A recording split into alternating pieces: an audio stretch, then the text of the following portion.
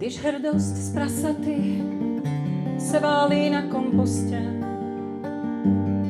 v korytě perly jsou a nouze v podhradí.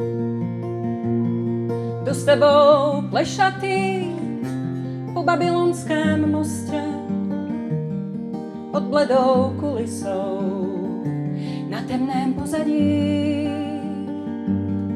Jdu s tebou plešatý po babylonském mostě, pod bledou kulisou na temném pozadí. Tvá ruka chvěje se snad strachem nebo touhou, pod paží zvl hlasy jen chvíli od klína. Na špatné adrese, kde kdo chce být slouhou, kde všichni souhlasí a každý proklíná. Na špatné adrese, kde kdo chce být slouhou, kde všichni souhlasí a každý proklíná. Ach, lásko, co se s námi stalo? Vždyť blbství zývajíc i nám véčka prstů vzalo, i světla sící a správci staronoví dál v kalné vodě loví. Zvuk mincí mezi slovy, co říci, co říci, co říci. A mora bez luku už překřičeli žestě. Hospůdce se sloupí, si se mnou víno dej. Vedu tě za ruku po babylonském městě. Ty nejsi ke koupi, já nejsem na prodej. Vedu tě za ruku po babylonském městě. Ty nejsi ke koupi, já nejsem na prodej.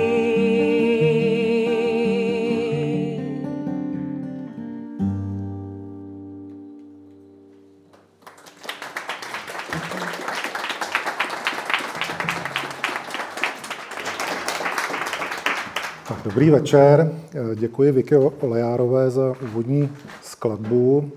Její koncert bude následovat po první části dnešního večera, který bude věnován debatě s historikem Jakubem Šloufem. My děláme vzpomínku jako Muzeum paměti 20. století na Karla Kryla, letos už po čtvrté. Je to pro nás vlastně akce, kterou tedy vždy děláme většinou tedy na výroční den narozenin Karla Kryla, ale zítra je sobota, tak jsme si řekli, že možná bude lepší pátek, aby se toho mohli zúčastnit lidé, kteří třeba budou odjíždět, když bude pěkné počasí. A vždycky vlastně ten vzpomínkový večer má dvě části. Zveme si vždycky nějakého zajímavého hosta, dvakrát nebo třikrát dokonce. Tam byl Vojtěch Klimt, autor vynikající monografie nejen o Karlu Krylovi, ale ještě druhé knížky o rodině Krylových. A letos tedy jsme si pozvali Jakuba Šloufa. Dneska jsme tady jako hosti Muzea Kampy, respektive Werichovy vily, za což velmi děkujeme. Muzeum paměti 20. století bylo založené hlavním městem Praze, takže dnešní večer můžeme pořádat díky laskavosti hlavního města Prahy, které nás financuje. A jsem moc rád, že vás přišlo dneska zase tolik. Stejně jako minulý rok, kdy tady bylo výročí, tak letos jsme si říkali, že už tolik lidí asi nepřijde, ale stejně je plno, což je, myslím, jasný doklad toho, že osobnost Karla Kryla táhne. A myslím si, že k tomu ale letošním roce výrazně přispěl také náš host, Jakub Šlouf se svými spolupracovníky, kteří od minulého roku vlastně připravili, nebo v minulém roce připravili velmi zajímavou výstavu ve spolupráci s Muzeem Praha. Je to výstava, kterou tedy uspořádal Národní archív, také jako de facto ten, kdo dodal nejvíce exponátů, a je to díky tomu, že Národní archív dneska spravuje pozůstalost Karla Kryla, druhá manželka tedy Karla Kryla, Marlen, předala Národnímu archívu velmi zajímavé věci, které jsou teda mimořádné. Myslím si, že ta výstava z toho hodně čerpala. Jsou tam nejenom písemné věci, ale třeba i ukázky tvorby Karla Kryla v době, kdy byl středoškolský student na Bechyňské průmyslovce, nebo jeho obrazy. Je tam spousta nahrávek a tak dál. Je tam také jeho třeba první kytara. A Jakub dneska by vlastně představil nejdříve sbírku samotnou, kterou v Národním archívu máme, tuším, je to asi 3 roky, co Marlen předala plus minus, ale trvalo to asi delší dobu, to o tom budeš vyprávět, než se sem dostala. A v druhé části bychom si něco řekli o té výstavě. Budeme mluvit zhruba asi 3/4 hodiny a pak by následoval koncert, tak jako je zvykem tady, a hrála by Vicky Olejárová písničky Karla Kryla. Takže moc děkuju, že Jakub přišel, je to kolega, historik, také z Ústavu pro studium totalitních režimů, ale jeho hlavní působiště v Národním archívu. Je to, občas říkáme tady těm lidem, taková dvojhlavá sáň, nemyslím to ve zlém, je to archivář a zároveň historik, jo, což je, myslím, velmi dobrá kombinace pro psaní taky potom velmi zajímavých věcí. Jakub se hlavně věnuje dějinám, možná bych řekl, dělnictva po druhé světové válce, kterou nahlíží zajímavým způsobem. Věnoval se vlastně také tomu, jak vypadalo stávkové hnutí, což je trošku paradox po druhé světové válce, ale bylo docela silné. A díky tomu, že je v Národním archívu, tak vlastně přišel taky k tomu, že se stal tím, kdo pomáhal dávat dohromady tu pozůstalost Karla Kryla. To by byla vlastně první otázka, za jakých okolností ta pozůstalost se k vám dostala, co tam je. A ty vím, že jsi připravil také obrázky, které dokumentují, jak ta pozůstalost vypadá a co v ní všecko je, tak ti předávám slovo. Děkuji za slovo a zdravím diváky a děkuji za pozvání samozřejmě. Jo, už je to zapnutý, pardon. Tohleto se vrátím a pustím tady do pozadí ten obrázek a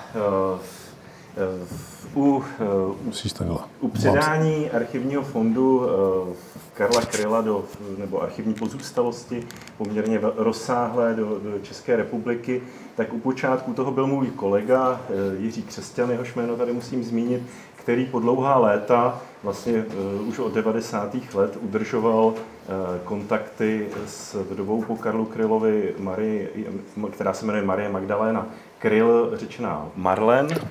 A dlouhou dobu to vypadalo, že tu pozůstalost převezmou jiné instituce, protože ta pozůstalost obsahovala řadu muzejních artefaktů. Není to klasický archiv jenom s listinnými materiály, jak již Petr říkal, takže Národní archiv v tom nebyl příliš jaksi důrazný a přenechával prostor jiným institucím. A potom po roce 2018, kdy jiná řešení, jak dostat ten fond do České republiky, selhala, tak se tedy Národní archiv přihlásil k tomu, že převzal tedy celou pozůstalost, včetně různých muzejních artefaktů.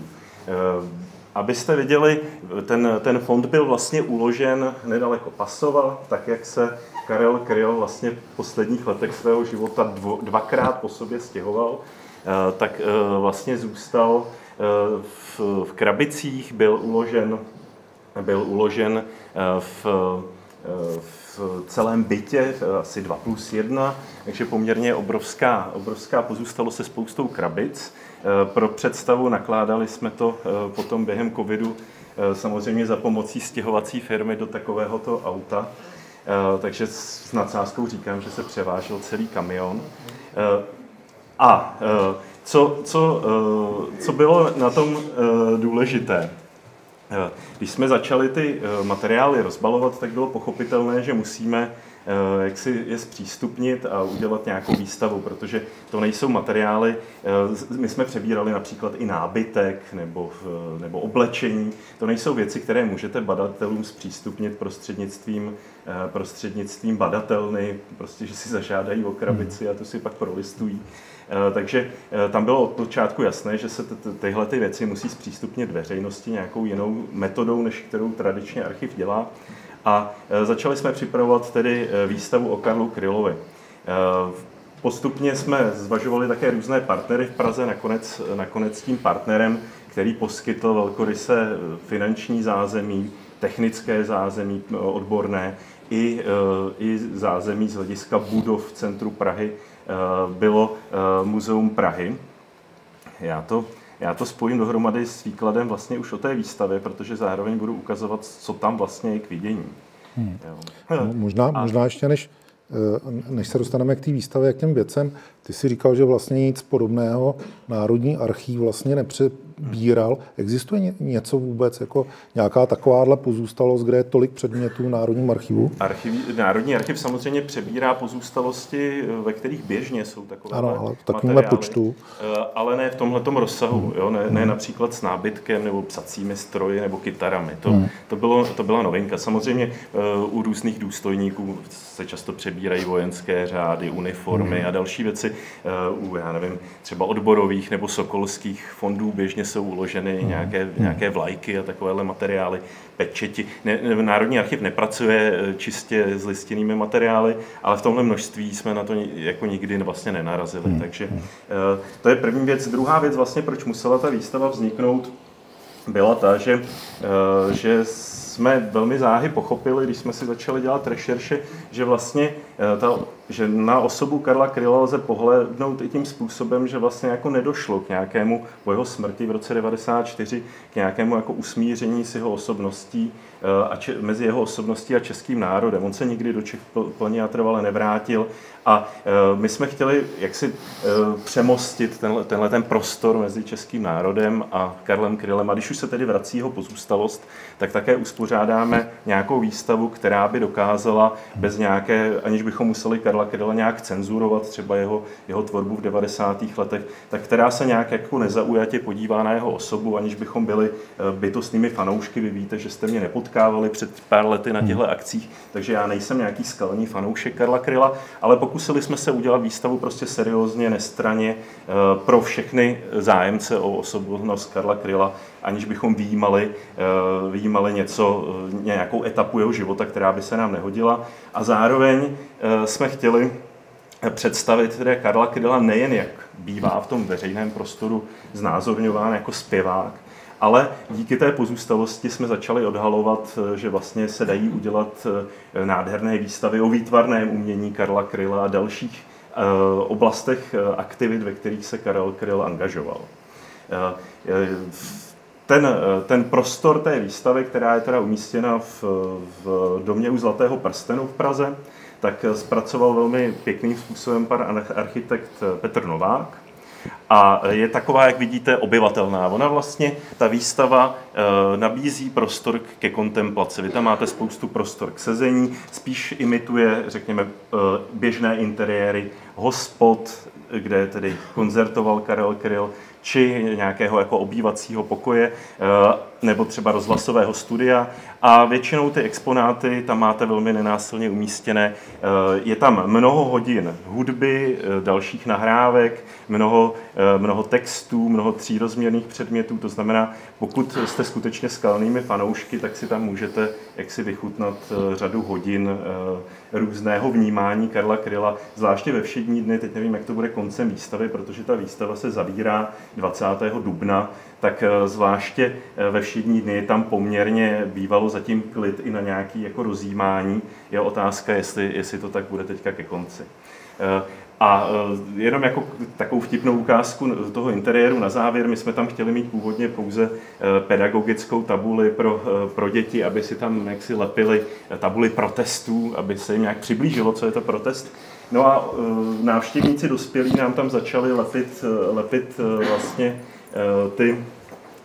ty své vlastní komentáře k dílu a významu Karla Kryla. Takže v tuhle chvíli je tam obrovská spontánně vzniklá teda prostora, která zaujímá už 2 místnosti, které jsou úplně oblepené tedy vzkazy fanoušků. Tak to jenom je takový jako pedagogický vstup, jak organizátora občas zaskočí interaktivní pedagogická činnost prostě v tomhle směru pozitivně. A teď už teda k tomu, co můžeme vidět jak v archivním fondu, tak na výstavě. Vy, nevím, jak moc jste seznámeni s dílem Karla Kryla, ale pro mě, když jsem začal se zajímat o to, co dám do výstavy, tak vlastně pro mě velmi překvapivé bylo, jak moc a jak kvalitně se Karel Kryl věnoval výtvarnému umění. Jo? My všichni víme, že teda studoval v Bechyni střední školu keramickou. Tady vidíte, že vlastně teda, i když tam byl připravován na tu průmyslovou profesi vlastně keramického dělníka, tak že vlastně dokázal ten prostor využívat teda k uměleckým dílům. A řada těchto soch je teda vystavená na výstavě, to je jenom ukázka teda tvorby jeho z 60. let. Mně se tam moc líbila ta černá labuť, což byla, myslím, maturitní práce, která je teda úplně, myslím, mimořádná. Kolik tady těch soch se dochovalo? No, ještě o něco málo víc, než jich na té výstavě. My tam máme vlastně 2 sochy a dva takové reliefy, myslím. 2 reliefní, takové jako ploští objekty. Kromě toho se dochovalo několik váz a ještě i další keramické předměty, ale není jich jako vysoké množství. Jsou to, řekněme, do 10 objektů. A to jsou všechno teda z 60. let, jestli se nepletu. On se tomu nevěnoval po roce 68? No, jednak, ale už vlastně v těch 60. letech se tahleta technika jako vytrácí trošku z jeho tvorby, protože on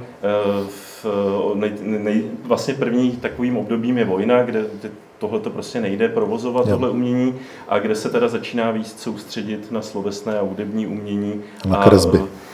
A zároveň teda s tímhle je třeba říct, že Karel Kryl byl bytostně výtvarný, ta rodina, teda, která vlastnila tu slavnou tiskárnu, tak tam samozřejmě nejen, že se tiskly kvalitní knihy co do autorů jaksi literárních, ale taky s kvalitními ilustrátory a ilustracemi, takže i v tomhle tam mělo rodinné zázemí. A když se podíváme, dochovalo se nám v tom fondu obrovské množství různých skicáků a vlastně poznámkových bloků, kde Karel Kryl, jak vidíte, v těch 60. letech si psal ty koncepty svých básní, nebo i později prostě psal různě na cestách, pak zpravidla tyhle koncepty přepisoval postupně na strojích a ještě dále upravoval. Často ty písně nebo básně vznikaly i po řadu let.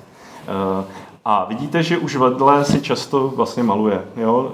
To znamená, a někdy to i souvisí vyloženě, že je to ilustrace, takže tam vidíte, že tu kombinaci toho literárního a výtvarného pojetí, těch příkladů samozřejmě v té výstavě je mnohem víc i v těch našich fondech. Už z těch 60. let jsou doloženy linority, kdy vlastně si dělal plakátky a pozvánky na vlastní divadelní představení, o kterých budu hovořit dál později. A řekl bych, že v tom žánru těch linoritů nebo kreseb také, to znamená takových těch žánrů, které vlastně ukazují Krylovu schopnost nějaké precizní zkratky, nějakého minimalistického pojetí, tak tam o jedinou pozornost si zaslouží určitě řada PF, která se táhne celým jeho životem a které zvláště v exilu rozesílá obrovskému množství svých známých. A jsou to opravdu jaksi umělecká díla sama o sobě a vlastně až do konce života prostě ukazují jakousi linku jeho aktuálního rozpoložení.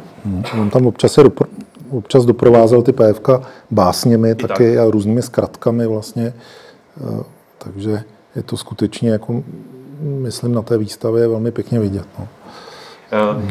tam právě jako ten další level, bych tak řekl, je to, že Karel Kryl vlastně vy asi patrně víte, že byl kromě z toho, že zpíval, také velmi úspěšným básníkem, kdy zejména v 70. letech, kdy bylo pro ně obtížnější vydávat desky, se věnoval hodně poezii. Tady vidíte, že vlastně i řadu svých básnických sbírek úspěšně ilustroval a zároveň tedy také, to je další žánr, zdá se říci řemeslně výtvarný. Další žánr spočívá v tom, že také své knihy vlastním nákladem vydával. To znamená, vydával je v nějakých bibliofilských vydáních, která sám signoval a čísloval a na kvalitním papíře a s vlastními ilustracemi.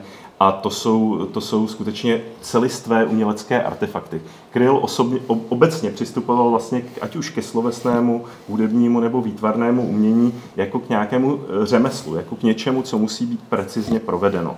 Jo? A takže to jsem chtěl dokumentovat tímhle. Asi divácky nejatraktivnější samozřejmě potom jsou ty různé akvarely a oleomalby, které tady je ukázka teda slavného obrazu Mrcha v červené košili, která už reflektuje jeho zážitky z vojny, nebo jeho, vidíte tam vlastně už motiv lidské osoby, která je teda jako postavy, která je trhána tedy jakousi příšerou a tady je potom parafráze toho obrazu ze 70. let a v 70. letech on samozřejmě maloval barevně, tedy oleomalby, už v 60. letech předtím poměrně hojně, taky máme na výstavě, ale v 70. letech to jeho umění dosáhne pod zážitkem normalizace, ale i jeho jako neúplně zajištěné a pevné existence v exilu nějakých svých osobitých forem, takže jsou pro něj úplně typické, takové jako ostře řvavé barvy, fauvistické, a velmi často se tam objevují teda postavy, které se různým způsobem spoutané, mrzačené nebo handicapované a čelí teda nějakému děsivému osudu. Jo? Není to nic, co byste chtěli mít doma v obýváku.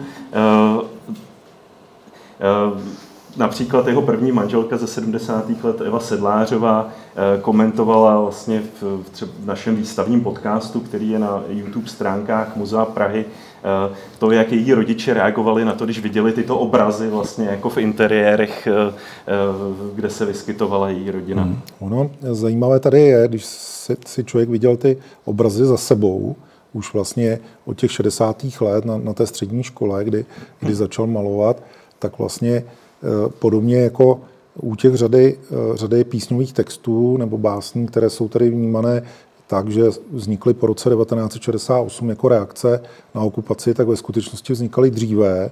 A tady je vidět vlastně jako taková předtucha a ta kontinuita vlastně je poměrně silná, jo, že tam není nějaký velký přeryv, že by po roce 68, po tom srpnu, ta jeho výtvarná poloha byla nějakým způsobem úplně změněná. Jo. Naopak je tam kontinuita, je to docela zajímavé, že vlastně spíš bych řekl, že potom ty věci, které vznikají, tak skutečně nejsou úplně, bych řekl, jednoznačně prostě reakcí na nějakou konkrétní historickou událost, byť samozřejmě s obrovskou, já nevím, můžeme říct, zásadní rolí pro všechny obyvatele v Československu, včetně Kryla, a že je tam spíš bych řekl, že to je nějaká reakce nějakého hledání, které je kontinuální, prostě od mládí. No, ono je tam hlavně, aspoň pro mě, jako poměrně zajímavý, že Karel Kryl nemění tu svoji polohu, svoji jednak kritickou polohu vůči společnosti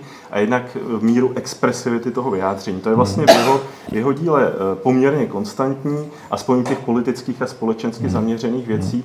On totiž nepatřil k žádným jako skalním stoupencům Pražského jara. On vlastně, jeho euforie Pražského jara do určité míry míjela, proto si také těch jeho písní, které skládal v 60. letech, vlastně masově publikum všimlo až po okupaci srpnové. A zrovna tak, jak se stavěl vlastně řekněme k období normalizace, tak on také nepřijal žádnou naději, kterou řada exulantů pocitovala v době perestrojky, i vůči ní se vymezoval velmi kriticky a také v 90. letech po jeho částečném, ale neúplném návratu teda do Československa, trávil přibližně polovinu svého času na různých koncertních šňůrách, ale dále žil v Německu, tak vlastně ani tehdy neprožíval s tím národem tu jeho listopadovou euforii, jeho kritické texty, vlastně, které jsou velmi podobné těm, které se pracují se stejnými tématy jako jeho kritika normalizace, tak se projevují vlastně už od začátku roku 90. To znamená, Karel Kryl vlastně a jeho tvorba je vlastně poměrně stabilní navzdory všemu, co se vlastně děje, navzdory různým nadějím a euforiím, která ta společnost prožívá. A díky tomu se s tou společností taky poměrně často míjí. Jo? A občas se potká tak, že je to euforické pro tu společnost. Jo? Ale rychle to končí, to je přesné. Tady je to taky dobře vidět vlastně jako ta kontinuita s 60. lety. Já to zase posunu dál. Takže to bylo na ukázku, řekněme, těch výtvarných artefaktů, se kterými se tam můžete setkat. Samozřejmě už jsem mluvil o tom, že archiv převzal i řadu trojrozměrných předmětů, i také převzal 2 kytary.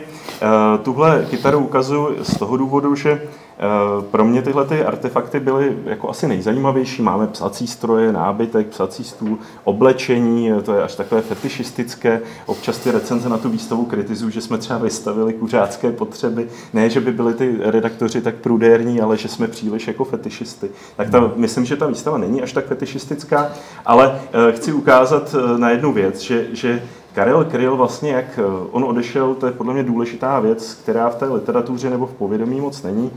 On vlastně na tu střední školu odešel ve 14 letech. A potom existuje takové období v Bohémii teplické, takového dočasného návratu domů, ale v podstatě jako žil mimo domov od těch 14 let stále. Potom utekl do zahraničí, aby pracoval v exilu a zase vlastně tráví obrovskou dobu na cestách, vlastně s tím svým futrem od té kytary a co je pro něj důležité a citově emoční, to si vozí v té kytaře. A tohleto jako ta neukotvenost pokračuje potom i v těch 90. letech, kdy vlastně neví, jestli se má vrátit do Československa nebo zůstat v Německu. Zase je na cestách. To znamená, v tom pouzdře od té kytary vlastně najdeme ty nejdůležitější, citově nejdůležitější věci, které Karel Kryl sebou nosil. To jsou pro mě vlastně ty nejzajímavější trojrozměrné artefakty, které ten archivní fond obsahuje. Ta panenka, to je vlastně dar.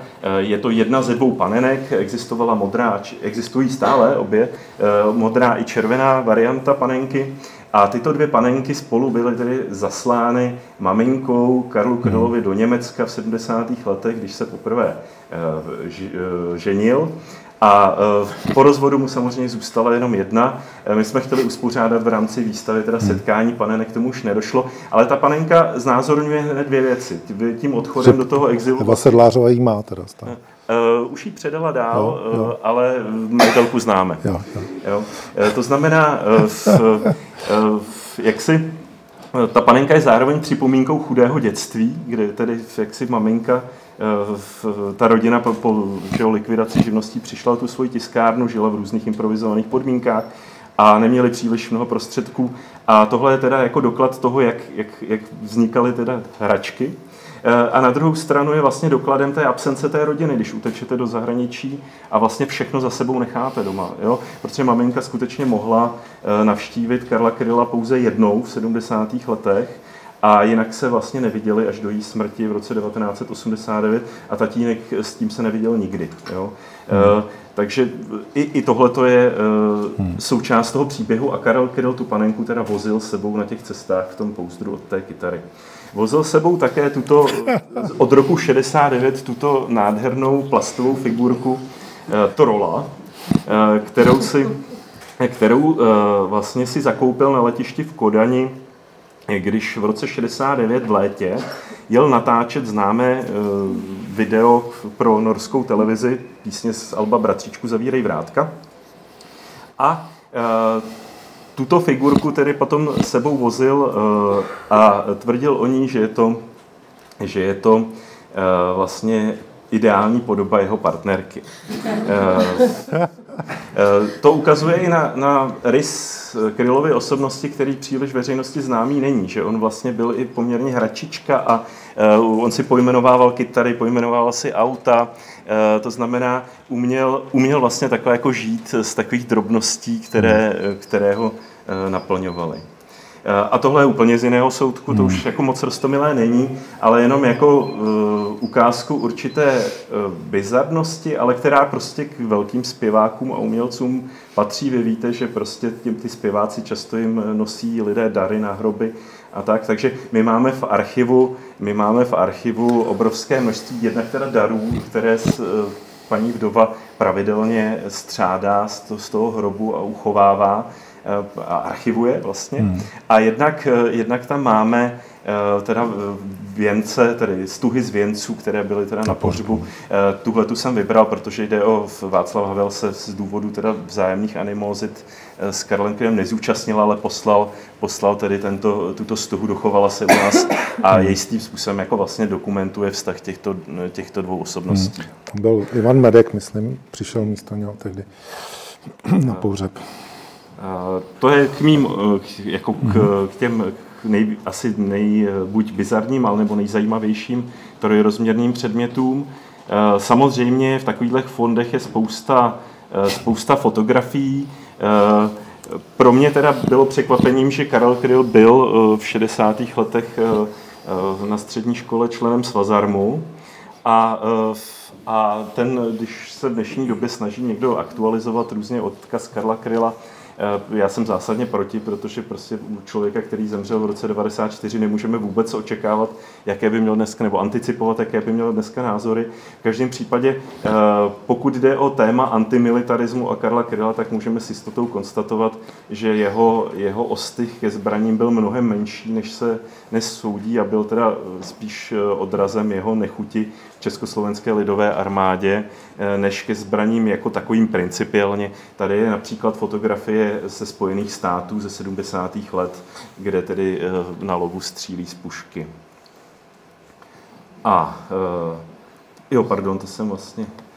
Samozřejmě je tam množství fotografií, které podle mě hodně zajímavé jsou fotografie z těch různých exilových akcí, protože Karel Kryl samozřejmě objížděl celou planetu a všechny československé krajanské komunity od Austrálie po Spojené státy a Kanadu, samozřejmě většinu evropských zemí. Takže tady vidíte už vlastně tu pointu, jedny z těch nejeuforičtějších fotek jsou tam vlastně v roce 1989 na začátku listopadu při festivalu nezávislé a emigrační československé kultury. Československé nezávislé, emigrační tam rozhodně nebylo, to by vám Kryl jako... Já to mám na pozvánce. Ne, emigrační určitě ne. Je to na pozvánce. Ne, ale oficiálním. Víte co, já jsem o tom festivalu skutečně napsal jako docela rozsáhlou knížku, jo. A vyšla polsky, jo, takže... Chceš, Petře, tady ztrácet čas? Já jenom říkám, že pozvánka takhle přišla, takhle pojmenovat. Nechci, ale protože to svědčí o tom, že nemíš polsky, jo. Slovo emigrace znamená polsky, český exil, jo. Oni nerozlišují, oni nemají slovo exil, jo, proto když použili slovo emigracie, tak to znamená exil i emigrace. Oni to neznají, jo. Ale samozřejmě, když to potom bylo, tak to byl Festival nezávislé československé kultury. Slovo emigrace, kdyby použili jste před Krylem, no tak on by z toho dostal infarkt. Já jsem to četl v krásné publikaci, tohle to je jediná vada té publikace, kterou jste vydali, že tam je 3krát napsaný, že byl emigrant. Jo. To se ze stylistických důvodů střídá. To stylistický důvody, to by Kryl dostal infarkt, ale to skutečně ten název byl Festival nezávislé československé kultury a byla to skutečně jako mimořádná akce, kde Kryl jako zažil obrovský triumf, jako myslím si, že skutečně to předznamenalo to, co se potom odehrávalo v Československu jenom o pár dní později. Souhlas. Tak, jinak jsou tam dva spolupracovníci státní bezpečnosti, že jo, tady vpravo. Já jsem se tam dostali, na rozdíl od jiných. Tam je ještě Jaroslav Štrajchl, jo, takže tak je, no. Tak, tohle je jedna z mých nejoblíbenějších. Jaroslav Štrajchl. Tohle je jedna z mých nejoblíbenějších fotografií z toho fondu. Jaroslav Štrajchl, opakuj.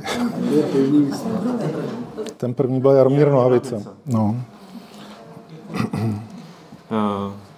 Tak, tohle je další fotografie také jako už ze začátku prosince roku 89 a ukazuje podle mě krásným způsobem ten slavný okamžik, který bude následovat, a to je společný zpěv hymny v podání Karla Kryla a Karla Gotta. Okamžik, který Karel Kryl bezesporu, bylo to z balkonu Milan Trichu před shromážděnou demonstrací, která volala ať žije Karel. Samozřejmě není jasné, kterého Karla kdo myslel. V každém případě tahle ta ikonická záležitost, kterou Karel Kryl v té době prožíval jistě euforicky, ale velmi brzo se vůči ní začal rázně vymezovat, tak vlastně tohle je pohled do pozadí té akce, ve které tedy Václav Havel přesvědčuje Karla Gotta a Karla Kryla, aby teda spolu vystoupili.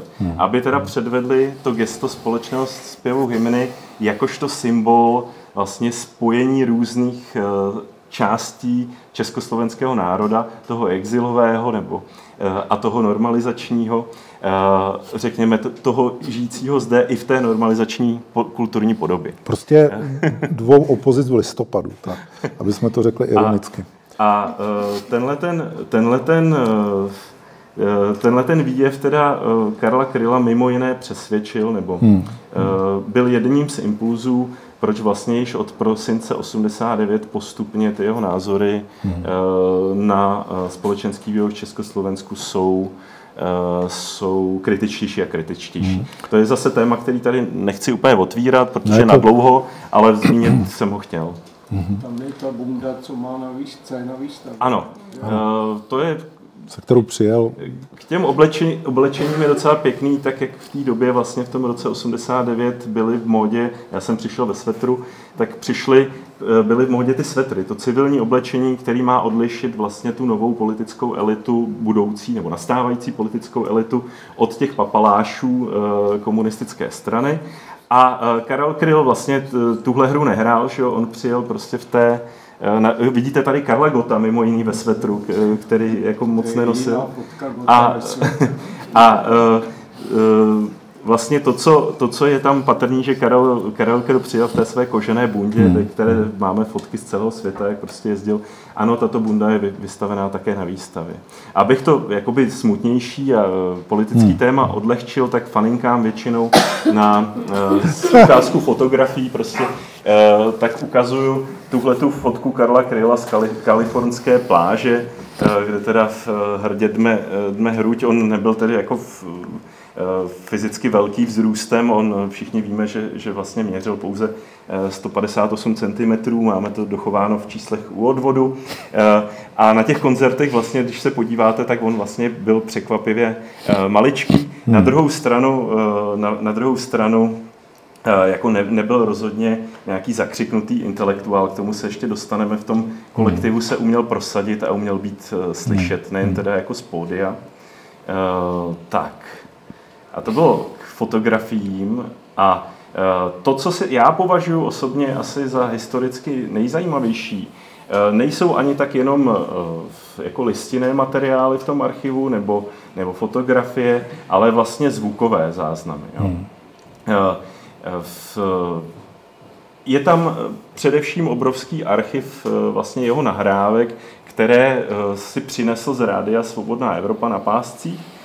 Takže vlastně máme, a díky tomu my jsme tady mluvili o synergii vlastně povolání archiváře a historika. Tak Karel Kryl, pro tohle já mám naprosto pochopení pro jeho fungování, protože on v tom exilu se vlastně jako živil jako redaktor, převážně hudební redaktor Rádia Svobodné Evropy. On dělal sport nejdřív, taky, protože on vlastně jako měl i vůbec problém získat stále zaměstnání v Rádiu Svobodná Evropa.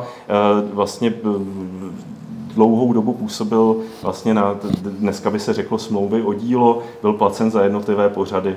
A až v roce 83, přestože s tou Svobodkou spolupracoval od roku 69, tak přes opakované žádosti až v roce 83 získal stále zaměstnání v Rádiu Svobodná Evropa.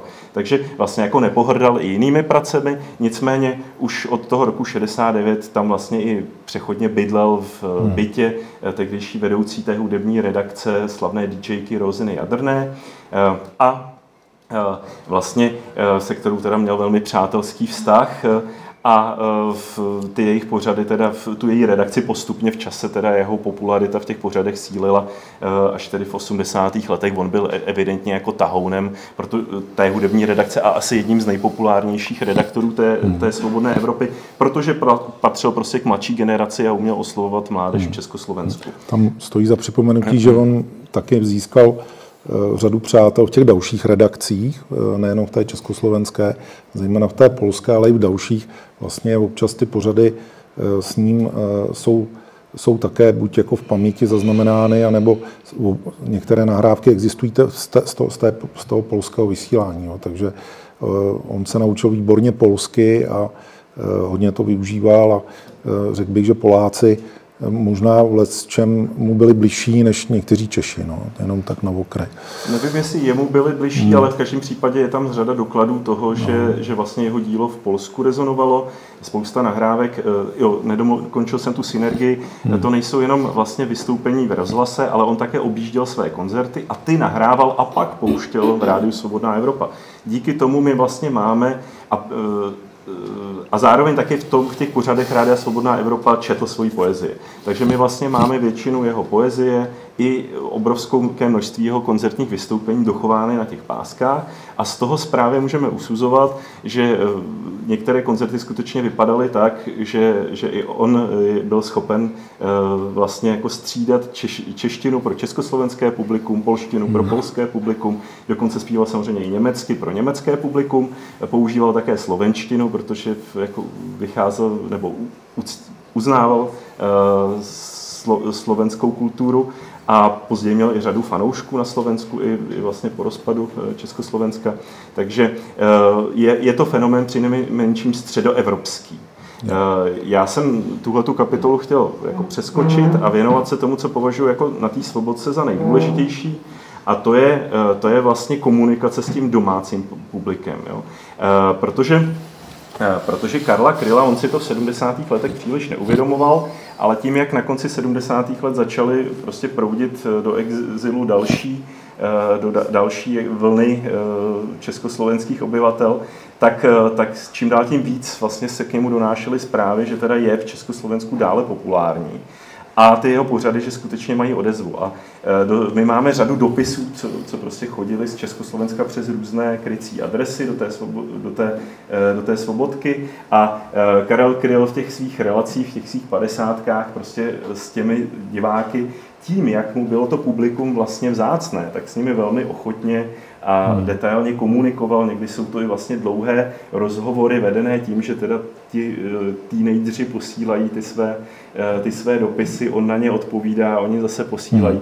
A v kostce tohle ten krásný jako způsob komunikace s tou československou mládeží, to je asi můj nejoblíbenější exponát, který pouštím divákům, je vlastně dochovaná audiovzkaz zaslaný teda do Rádia Svobodná Evropa z Československa v 80. letech.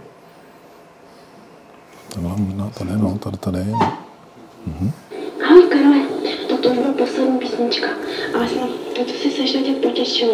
Víš, mě se tenkrát tolik zpívání, že jsi asi nepoznal, že jde o záznam koncertu přímo od nás spodně. Chybí tam u toho začátek a konec. Je to děsně nekvalitní a taky písničky z Bratříčka. Ale to už asi se stýlem magneťáku. Víš, mě napadlo, že ti to pašlo, když jsi tenkrát na jaře mluvil o té provizorní vládě, že ji budu mít někde v Praze celou. No, taky hlavně, aby si věděl, že to nejsou mrtvé písně, co někdo nespívá, že pořád to rozšiřujeme, že má pořád víc a víc lidí. Nám to hodně pomáhá. A při kolika příležitostech se mi vybaví tvý slova. A víte, kdo to je? Nebo možná stálo za to pustit někde jako soutěž. Jo? Je to tak jasně pravdivý, jako kdyby si ten pořád mezi náma žil. Karlo, já úplně prvně jsem se k tobě dostal v 15. Přes jednu holku, co mi dala nahrát Bratříčka něco z rádia. No, bylo to pro mě něco úplně nového. Musela jsem o tom hrozně přemýšlet a pak jsme to spolu vždycky rozebírali. Aby jsme tak za 5 minut. a tak dál, a tak dál. Je to prostě hrozně zajímavý tím, jak šeptá, že jo, jak zároveň jako sděluje, co vlastně, v jakém prostředí se o Krylovi dozvěděla, jakým způsobem a co jí vlastně na něm zaujalo, jaký vlastně ovlivňoval během dospívání. To je hrozně zajímavý pramen. A takových tam máme teda nikoli zvukových, ale mnoho dalších. Za další takový zdroj v informacích, který považuji za hodně důležitý a nebyl dosud jako plně nikdy zveřejněn, tak je poměrně dlouhá nahrávka jeho rodičů, Krylových rodičů z roku 69. Která teda je jako složitější na interpretaci, protože ukazuje, že některé mýty o Karlu Krylovi třeba asi trošku jako zvážit a promyslet znovu. Je tam hrozně patrný to, že právě, jak jsem načal to téma, že ve 14 Karel Kryl odchází z domova, to jeho dětství nebylo moc šťastný, protože prostě pod tlakem vlastně těch represí ta rodina její tatínek musel dojíždět vlastně najednou za fyzickou prací, teda na Ostravsko, celý týdny nebyl doma, vracel se na víkendy, odnesl to nervově, on se vlastně jako z toho i nervově jeden čas prostě musel léčit a to dítě, vlastně ten Karel Kryl malý, nebyl žádný utáplý intelektuál, on byl, dneska by se řeklo, prostě jako hyperaktivní, on byl vlastně jako neposlušný a byl taky i doma poměrně často bit. Tatínek byl poměrně přísnej a vlastně tohleto všechno jako rezonuje v tomhle hrozně zajímavém rozhovoru, kde jednak jako otázka toho, co si otec přál vychovat ze svých dětí, jak neschvaloval třeba jako ten tulácký umělecký způsob života Karla Kryla prostě na Teplicku, jak vlastně prožívali rodiče návrat toho Kryla domů v roce 67, když vlastně jako selhala jeho první snaha se teda živit umělecky. Zároveň je v tom ale i jako hodně lásky a je hodně zajímavý, jaký otázky jsou tam kladený vlastně těm rodičům. Ten tazatel třeba vlastně jako se omylem ptá na vztah Kryla a Stalina, protože vlastně předpokládá, že každý umělec na československé scéně vlastně musí být jako bývalý stoupenec komunismu, který se stal reformním komunistou. Že? Takže je tam spousta otázek, které vy byste Krylově rodině jako nepoložili, včetně teda otázek třeba na surovost a fyzické bytí. A je to fakt jako pramen, na kterým se bude muset jednou někdo pořádně jako s dalšíma věcma ještě zastavit. Já pustím jenom některé úseky, protože je to strašně dlouhý. Máme tak 5 minut, no. Tady, jo. Je spokojené, že tečko je na takém místě, jakým je, a jak by si ho viděli jinak. A to se ptá kdo? Podívejte se, já to je nějaký novinář? Ten polský režisér. Jo. Pokračovat v mé profesi. V knihyskařině, ano? Proto jsem byl rád, že umí kreslit. Ano, že mají nápady, prostě, že se umí podívat na literaturu, že mají zájem o literaturu, o básně, o hodnotu. Spisovnou. Musíme víš, jako už to zabavit. Brak. Tak jsem si to představoval, že prostě jeden bude dělat, pač u nás na našem oboru v těch knihyskařině je více profesí. Už bychom měli vlastně skončit, ne? Ano, je sazečina. A ještě tam máš jednu, ne? Nějaký... Strojařina. Je knihaři. Tak já to asi vypnu, protože nás tlačí čas. Nicméně tohle si myslím, že je pramen, který jednou bude někoho zajímat. A chtěl jsem to zakončit nějak veseleji. To znamená, málo kdo si uvědomuje, že Karel Kryl začínal vlastně na divadlech malých forem, že byl vlastně herec také. Jo. A to je to místo, kde postupně získával nějaký sebevědomí v komunikaci s publikem. Tady potom přetočím. Jo? On byl vlastně bytostně dělal legrácky, to znamená, on na ty koncerty to nebyly jenom písničky, tam on i četl svoje básně a bavil to publikum různýma parodiema na budovatelský písně a podobně. Tady zase umíte představit, že vlastně ty akce v exilu, to jsou 80. léta s hercem Landovským ve Vídni a tohle to jsou, tady vidíte, že vlastně ty akce vlastně, ať už v Československu na tom Teplicku, teda v tom jeho bohemském období, nebo v tom exilu vlastně připomínaly takový ty domácí bytový semináře. Byly vlastně neformální bytostně A Karel Kryl tam nehrál jenom vážnou tvorbu. Ještě moment, tam jsou ty kuřácké potřeby, jo, dobře, on kouřil dram, který si sám balil, takže...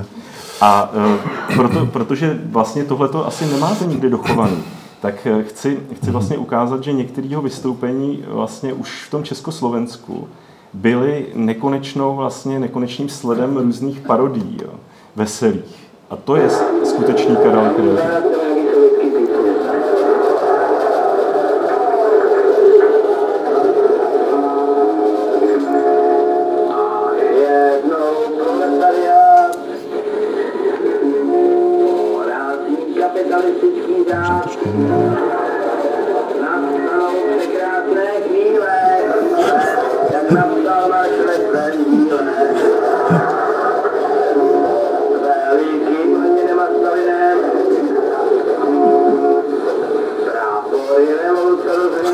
To jsem chtěl na oslavu narození Karla Kryla. To je bezvadné. Ještě možná na konci.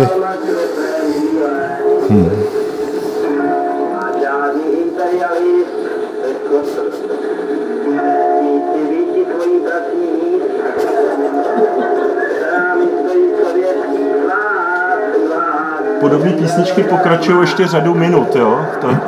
Já to z časových důvodů ukončím. Tak jsem zvědav, jestli Vicky Olejárová, která za chvilku bude hrát, předvede něco podobného. Uvidíme. Já bych chtěl ještě připomenout, že Jakub s kolegy vydali moc krásný katalog, který se jmenuje Ahoj občani. Trošku se ho bojím poslat tady, ale že už skoro není, teda říkal Jakub, že... Knížka bohužel byla, i když vyšla v 1000 nákladu, tak už byla během měsíce a půl vyprodána. Takže v tuhle chvíli jednáme o tom, jestli bude další náklad, jestli to dokážeme právně a finančně zajistit. Už je na Aukro. No, to jsou některý podnikavci to dávali hned na Aukro. Jinak chci říct, že v té knížce jsou nejen teda obrázky, to znamená fotky, plakáty, fotografie, texty z té výstavy, vlastně je to kopie té výstavy. A je to kopie té výstavy i do té míry, že vlastně jsou tam QR kódy a můžete si pouštět asi 40 nebo 80 dokonce nahrávek Rádia Svobodná Evropa, které jsou součástí té výstavy. Takže vlastně v tomhletom ta knížka umožňuje po tom 20. dubnu aspoň z části ten zážitek té výstavy nějakým způsobem replikovat.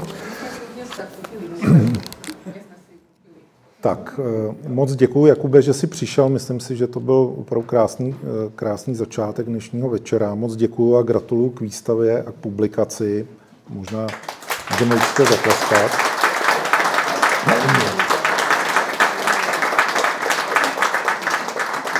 Určitě by byla spousta dotazů, ale dáme prostor Vicky Olejárové a potom, když tak na konci, pokud budete mít zájem, tak Jakub tady asi bude ještě, takže klidně se můžete potom zeptat na cokoliv. Tak díky moc. Je to bezvadný, díky. Tak.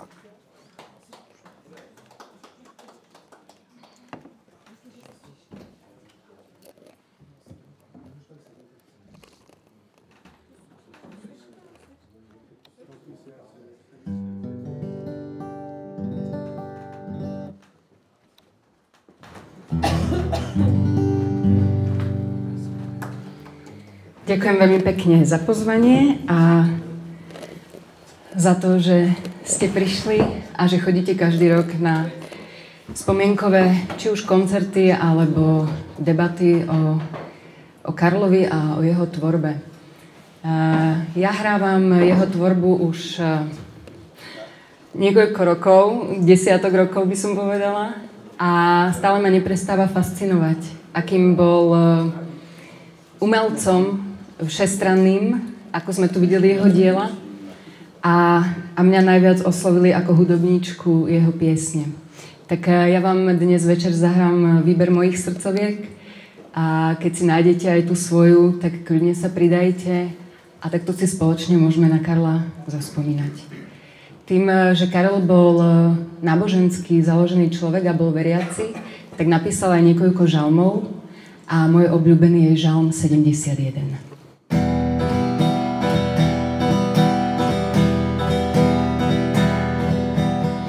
Černí mravenci topí se v slze srny,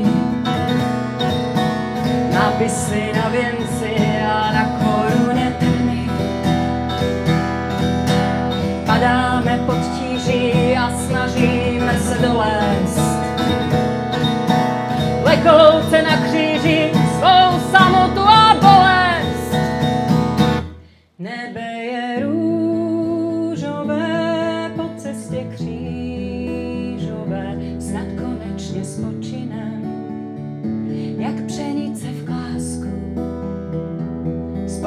počinem bez hnevu, přirostlý ke dřevu, vždyť nejtěžším zločinem je hlásati lásku. Vezem se v kočáře, ve kterém přežijeme, s obrazem mocnáře, kterého milujeme. Plačíce pro mladost, jsme staří, Bohu díky. Řve módu na radost, že nejsme mučetníky. Nebe je růžové, po cestě křížové, snad konečně spočinem, jak pšenice v klásku. Spočinem bez hněvu, přirostlý ke dřevu, vždyť nejtěžším zločinem je hlásati lásku. Dozněla 9. a končí komedie. Na místo Piláta srdci dnes v ruce mije. Sám kříž si zhotoví a sám si hřebiková. A král je křížový, hraje se osudová.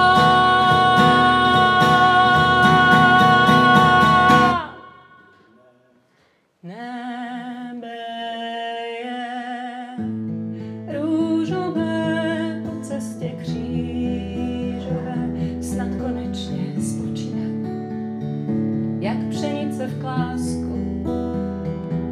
Spočinem bez hněvu, přirostlý ke dřevu, vždyť nejtěžším zločinem je hlásati lásku.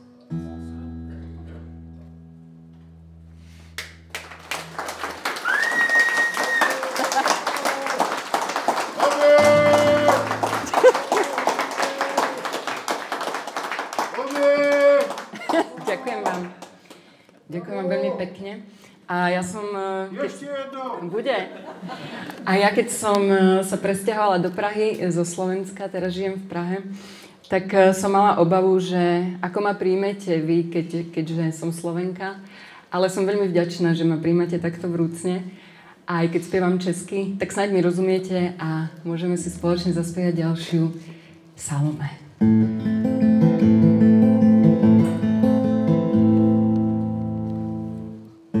Něžná i proradná, krutá i bezradná, plameny červánek, ďábel i beránek, cukr i sůl. U vůně hřebíčku, u rytmu střevíčku, císař nezmyslí byl, za tanec přislíbil království půl. Salome, noc už je na sklonku, Salome, podobná zúponku, podobná kytaře, pro svého vladaře, Salome tančíš. Salome, stěli už křtitele, Salome, usměj se veselé, točíš se ve víru, ústa jak upíru, krví ti planou, Salome.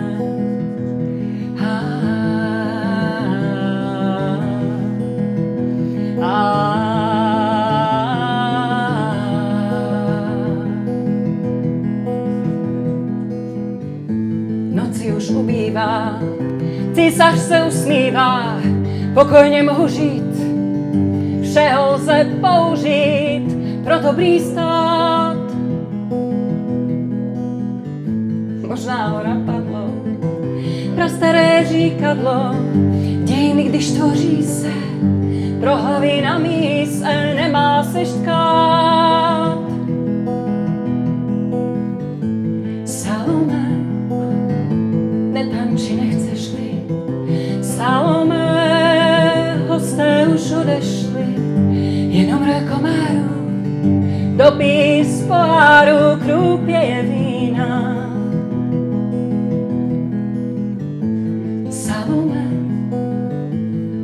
si popletla. Salome, v koutku si usedla, víčka máš šedivá, nikdo se nedívá. Salome, pláčeš.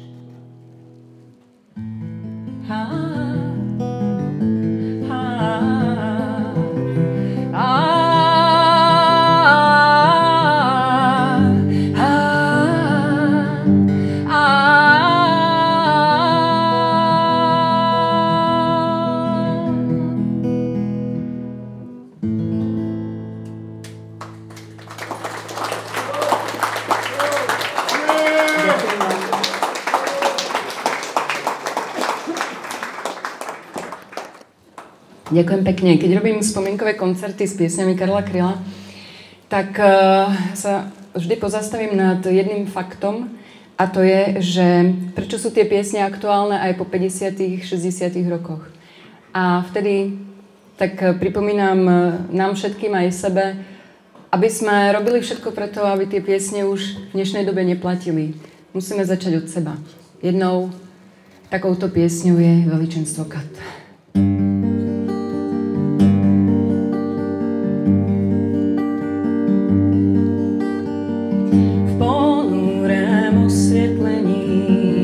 Gotického sálu. Kupčíci vydešení hledí do misálu a houfec z mordýřů si žádá požehnání.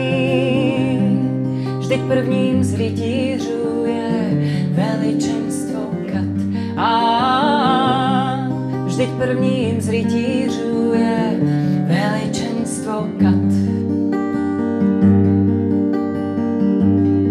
Kněz ďábel, co mši slouží, z oprátky má štol. Pod fialovou komží láhev vitriolu. Pak síry z možnířů se valí krudé kápy. Prvního z rytířů hled veličenstvo Kat. A prvního z rytířů hled veličenstvo Kat. Na korou hvistátu je emblém s gilotínou z ostnatýho drátu. Páchne to s hnilotinou, v kraji hnízí hejnokrkavčí. Lidu vládne mistr popravčí.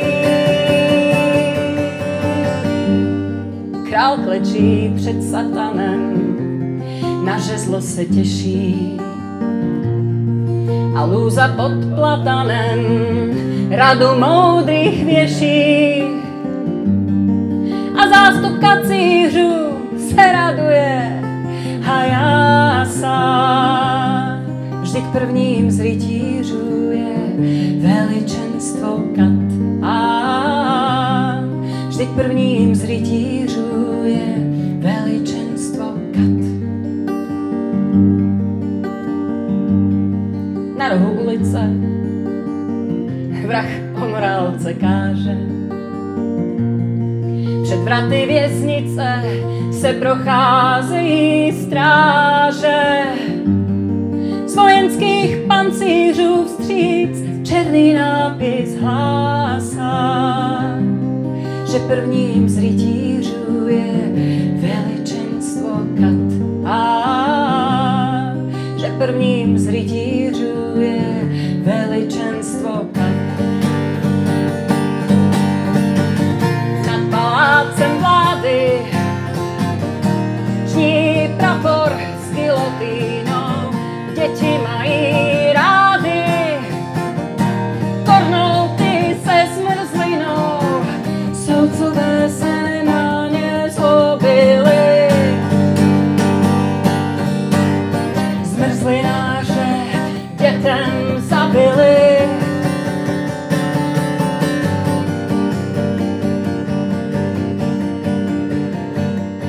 Byl hrozný tento stát, když musel si se dívat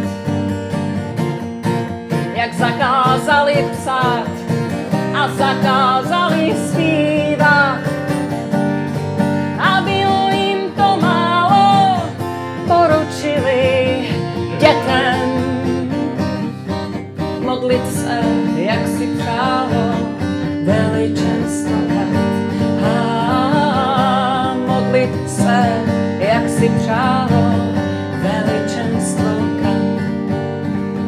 S úšklepkem ďábel viděl pro každého podíl.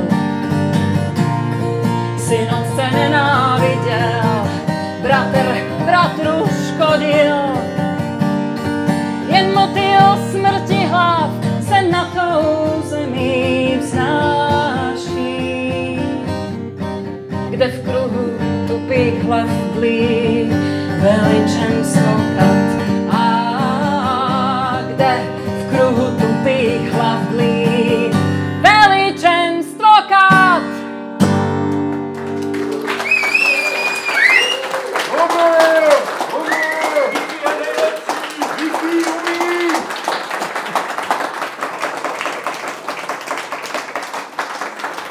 Ďakujem veľmi pekne. Nasledujúca pieseň má názov Září.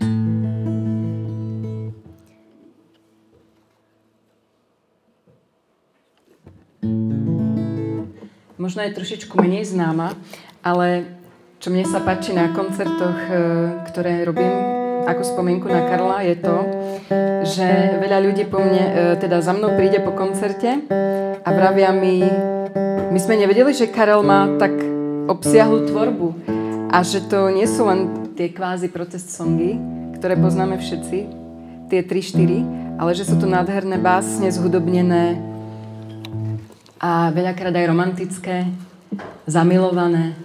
Takže som rada, že aj vďaka týmto koncertom si mnoho ľudí rozšírilo obraz o tom, akým všestranným a veľkým umelcom Karel Kryl bol. Takže pieseň Září.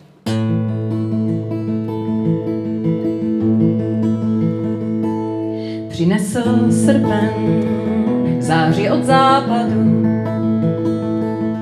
trzaster kvete pod jeřabinami, zubaté slunce bije do výkladu, do stánku z bušty květy novinami. Několik bláznů na trh kůži nese a časný podzim marně čeká na sníh. Do cizích věcí nevměšujeme se a ještě méně vlastně do těch vlastních. A mraky jako karavely plují od nebe k nebi přerozličných vlastí. Odvaha váha nad propastí paměti těch, kdo sotva pamatují. Několik bláznů na trh kůži nese a časný podzim marně čeká na sníh. Do cizích věcí nevměšujeme se a ještě méně vlastně do těch vlastních.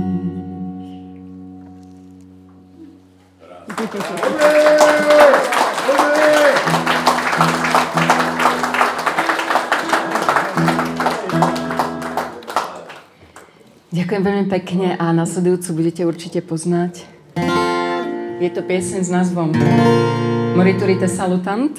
A keď som si zisťovala o tých piesniach, čo vlastne znamenajú a aké nie sú posolstvo, tak som zistila, že Moriturite salutant znamená idúci na smrť ťa zdravia. A bol to pozdrav gladiátorov, keď išli do arény.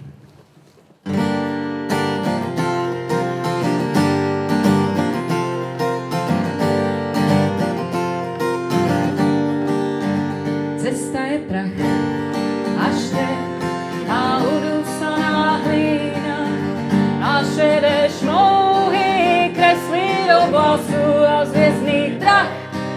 šperk, co kamením se spíná a pírka touhy z křídel Pegasu. A z hvězdných drah má šperk, co kamením se spíná a pírka touhy z křídel Pegasu. Cesta je bič, je zlá jak pouliční dáma, má v ruce štítky a v pase staniol a z očí chtíč jí plát, když háže do neznáma, dvě křehké snídky rudých gladiol a z očí chtíč jí plát, když háže do neznáma, dvě křehké snídky rudých gladiol. Seržante, písek je bílý, jak páže Danieli. Počkejte chvíli, mé oči uviděli tu strašně dávnou vteřinu zapomnění. Seržante, mávnou a budem zasvěceni. Moriturite salutant, moriturite salutant. Tou cestou dál jsem šel, kde na zemi se zmítá a písek víří křídla holubí a marš mi hrál zvuk děl, souklidnění skýtá a zvedá kníří, které zahubí. A marš mi hrál zvuk děl, souklidnění skýtá a zvedá kníří, které zahubí. Cesta je ten a prach a udusaná hlína, mosazná včelka od vlkodlaka, rezavý kver, můj brach a 100 let stará špína a děsně velká bílá oblaka. Rezavý kver, můj brach a 100 let stará špína a děsně velká bílá oblaka. Seržante, písek je bílý, jak paže Danieli. Počkejte chvíli, mé oči uviděli tu strašně dávnou vteřinu zapomnění. Seržante, mávnou a budem zasvěceni. Moriturite salutant, moriturite salutant.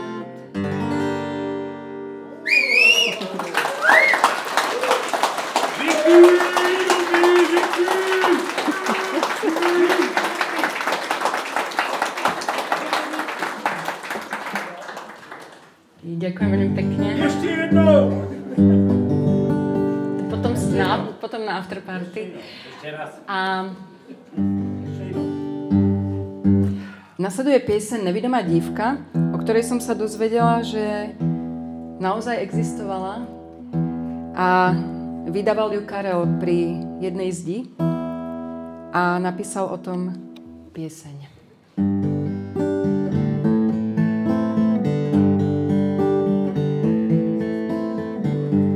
V zahradě za cihlovou zítkou popsanou slavných výročí se dává na podzim na trávě před besídkou děvčátku s páskou na očích. Pohádku o mluvícím ptáku nechá si přečíst z notesu, pak pošle polibek po chmíři na podláku na vymyšlenou adresu. Prosím vás, nechte ji, ach nechte ji, tu nevidomou dívku. Prosím vás, nechte ji si hrát. Vždyť možná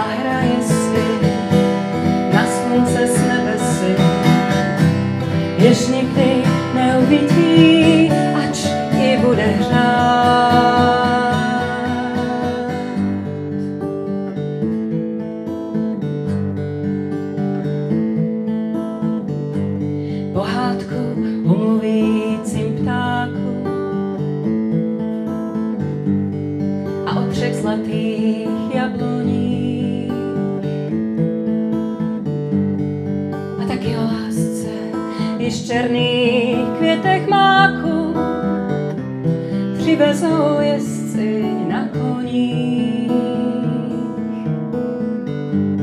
Pohádku o kouzelném slůvku,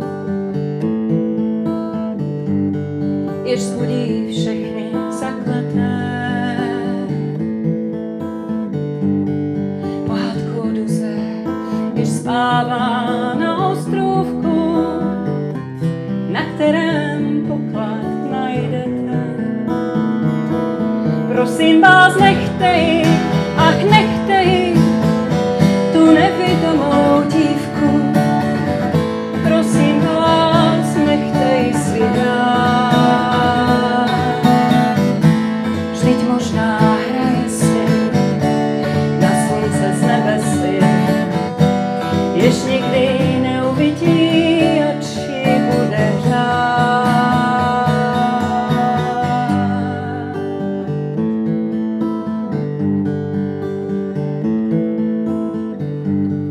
V zahradě za cihlovou zídkou, popsanou v slavných výročích, se dává na podzim na trávě před besídkou děvčátko s páskou na očích. Rukama dotýká se květů a neruší motýly. Jen trochu hraje si s řetízkem amuletu. Jen na chvíli. Prosím vás, nechte ji, ach nechte ji, tu nevidomou dívku. Prosím vás, nechte ji si hrát. Vždyť možná hraje si na slunce s nebesy, jež nikdy neuvidí, ač ji bude hrát.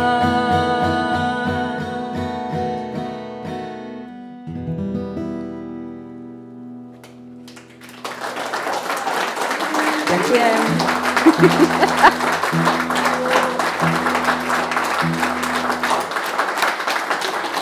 Ďakujem veľmi pekne. Nasleduje pieseň Nehažte kamení, ktorú Karel používal v jednom svojom pořadu v Slobodnej Európe ako zvučku. A mňa na tejto piesni zaujalo tá jeho túžba po domove a potom, že odišiel, ale to srdce stále mal v tom Československu a myslím si, že aj na konci tej piesne je to dosť poznať, ako mu bolo za tým domovom smutno.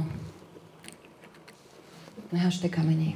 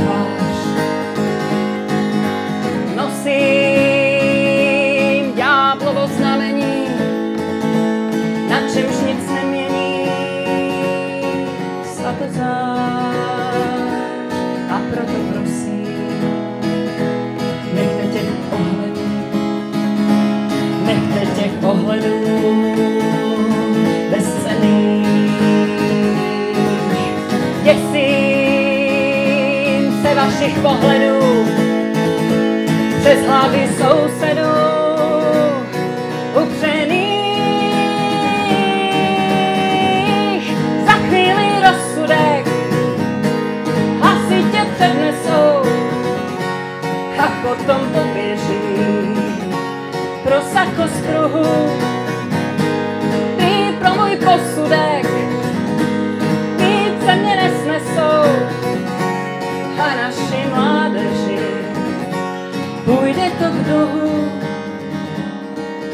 Spěchám, nechte těch proslovů, nechte těch proslovů o sestí. Nechám na cestě k domovu rezavou podkovu pro štěstí, pro štěstí, pro štěstí, pro štěstí.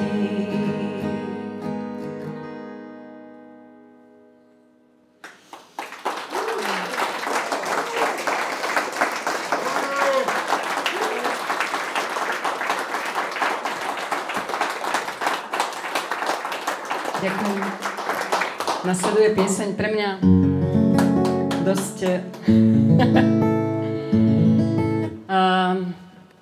špecifická, slovenská bude, ale od Kryla.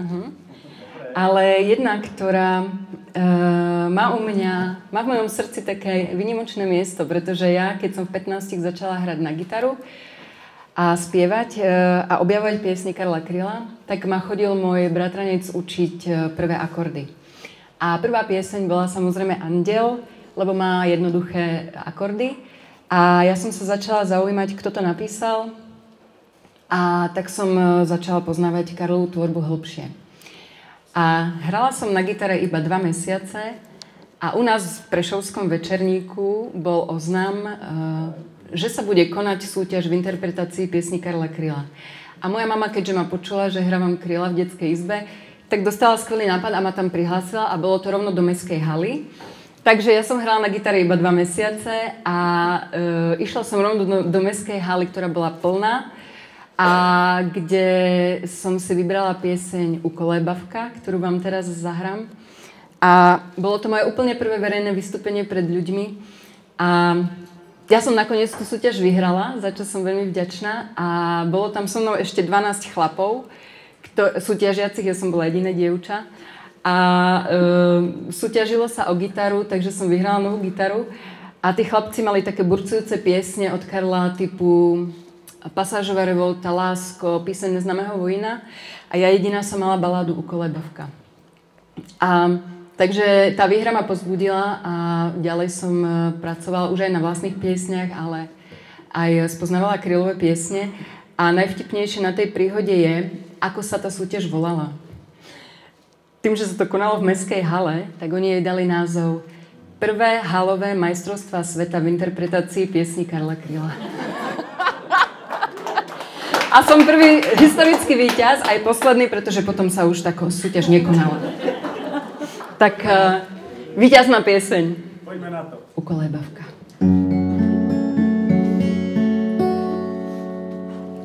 Spinkej, synáčku, spí, zavři očička svý, 2 modré květy hořce.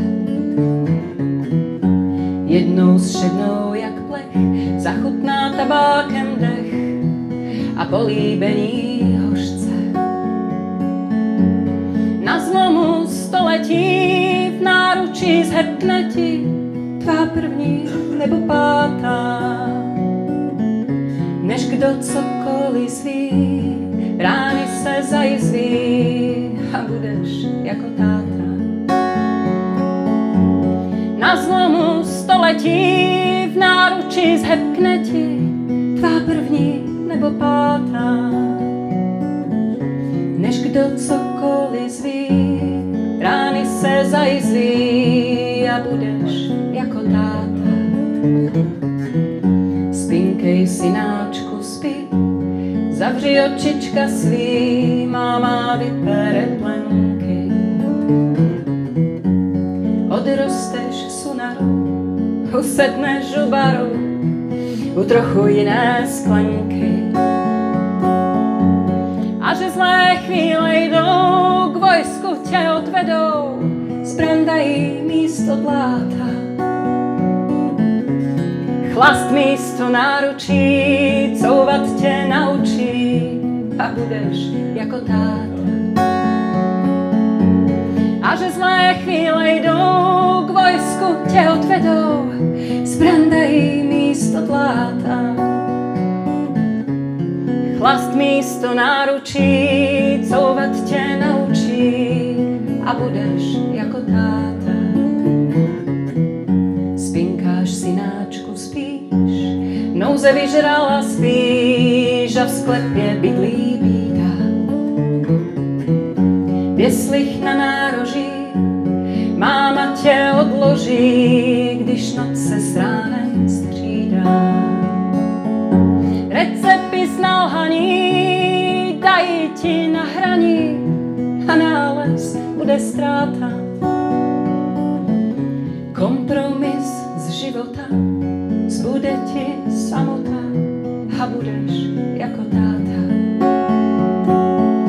Recepty z nalhaní dají ti na hraní a nález bude ztráta.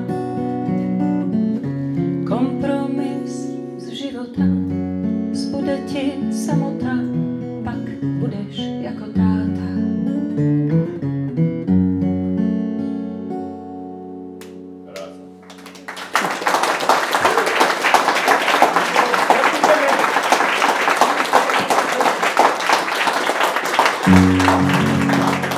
Ďakujem veľmi pekne. A teraz sa vám musím pochváliť ďalšou vecou. A to sa mi stalo pred pár rokmi. David Koller ma oslovil na spoluprácu spoločne s Richardom Millerom a naspievali sme spoločne pieseň Karlovu Pasážová revolta. Bolo to do filmu Amnestie a a je to tu. Títo moji dvaja kamaráti sú z Moravy a majú veľmi radi Karla Kryla. Keby ste mali záujem vidieť a počuť aj ich, tak príďte zajtra, pozývam na ďalší koncert. Bude to Božská lahvice, sa to volá, podnik. Tam budeme spievať spoločne s nimi. Takže zajtra večer o 7:00. A tuto sa chlapci... Oni totižto veľmi radi... Je to neplánované. My provokujeme. Dobrý večer. Je to neplánované, ale oni by zastúpili Richarda Millera a Davida Kollera. Takže... Keď už sa pozvali na pódium, tak dáme im tú šancu, keďže David ani Richard dneska neprišli. Takže v zastúpení. A ktoré si vyberáte? Jestli bych já mohl toho většího. Nevím proč teda. Takže David Koller začína prvú slohu, jo? Nosíme z módy kopretiny, číž okrádáme stáda. A hůl, když jméno obětiny je titul kamaráda. Na obou nohách Vietnamku a jako komfort hlavu. Na kopě placku, jak psí známku, znak příslušnosti k davu. I naše generace má svoje prominenty, programy rezignace a facky argumenty, potazky pomlčení a písko na pochvalu a místo přesvědčení jen pití piva z žalu.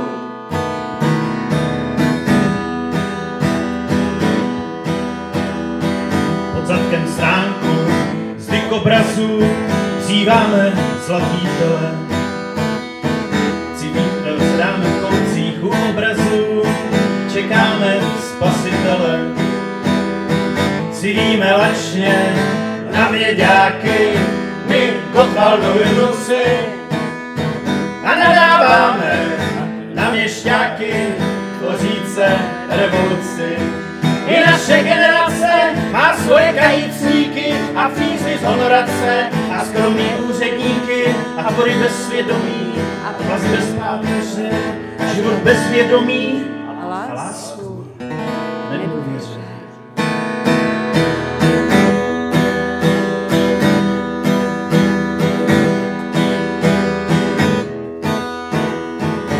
nejsme to, co kdysi známe ohnout záda. Umíme dělat kompromisy a zradit kamaráda. A vděční dnešní realitě líbáme cizí ruce a jednou zajde na úbytě z té smutný revoluce. I v naší generaci už máme pamětníky a vlastní emigraci a vlastní mučedníky. A s hubou rozmácenou dnes zůstali jsme němi. Ne, nejsme na kolenou, ryjeme držkou v zemi.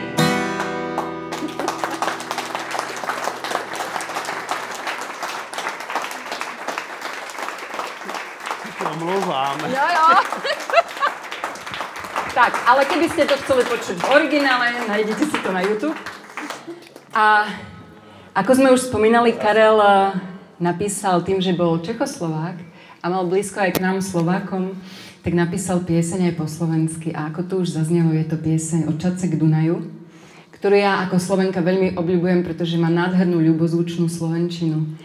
Ale znova je tam cítiť tá pachuť rozdelenia Československa a on sa československého občianstva nikdy nevzdal, vždy mal k nám blízko a aj keď žil v zahraničí, tak nás doma v Československu morálne podporoval celý čas. Tu sme dvaja Slováci.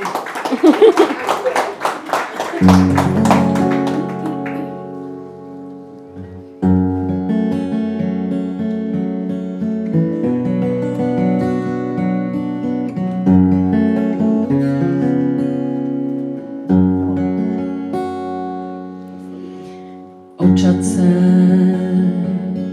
k Dunaju počuť čudnú nótu. Hranicu stavajú z ostnatého drôtu. Kamarád, separát, nová paralýza z Moravy do plavy vyžaduje víza. Kamarád, separát, nová paralýza z Moravy do plavy vyžaduje víza. Nečakaj, že za tebou prídem. Vízum mi nedali, vraj sa zaobídem. Čakal som 9 dní, viacej nechcem sľúbiť. Stretnem ťa vo Viedni, tam sa smieme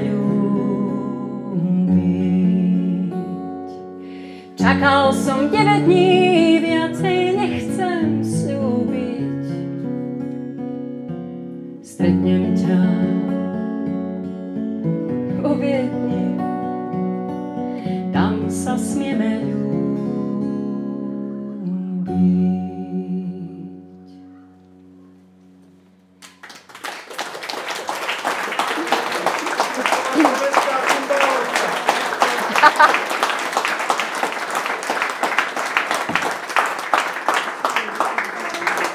A ako som spomínala, že Karel bol aj veľkým romantikom, zdá sa, pretože napísal niekoľko milostných piesní a nádherne romantických piesní.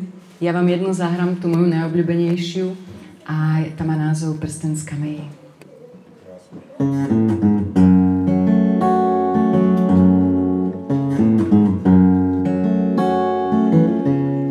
Prosím jen vteřinu, popřej mi slyšení, pro zbytek kopretiny, zkus ještě stát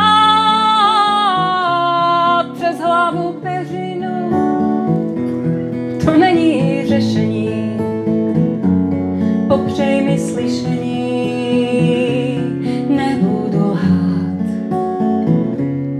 Tabulky okenní uvidí později, jak s tebou do povlaku ulehne pláč